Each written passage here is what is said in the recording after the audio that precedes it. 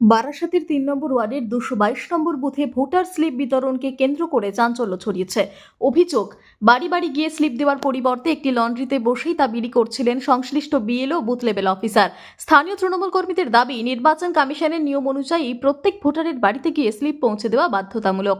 সেই নিয়ম লঙ্ঘন করায় ক্ষোভে ফেটে পড়ে কর্মীরা এবং বিএলওকে ঘেরাও করা হয়। তৃণমূলের আরও অভিযোগ, ওই সময় ঘটনাস্থলে বিজেপি ও সিপিএম এর কর্মীরাও উপস্থিত ছিলেন, জানিয়ে সন্দেহ তৈরি হচ্ছে। ঘটনা প্রকাশ্যে আসতে বিএলও নিজের ভুল স্বীকার করেন। তার দাবি, দ্রুত কাজ শেষ করার জন্য এক জায়গায় বসে স্লিপ বিতরণ করছিলেন। যদিও এটি নিয়ম বিরুদ্ধ, তা তিনি মেনে নিয়েছেন। এদিকে বিজেপির পক্ষ থেকে পাল্টা দাবি করা হয়েছে, এলাকায় কর্মরত বিএলওদের অনেকেই তৃণমূলের ঘনিষ্ঠ, তাই তৃণমূলের অভিযোগ ভিত্তিহীন এবং রাজনৈতিক উদ্দেশ্য প্রণোদিত। তাদের বক্তব্য, ভুল ও বিভ্রান্তিকর তথ্য ছড়িয়ে পরিস্থিতি উত্তপ্ত করার চেষ্টা করা হচ্ছে।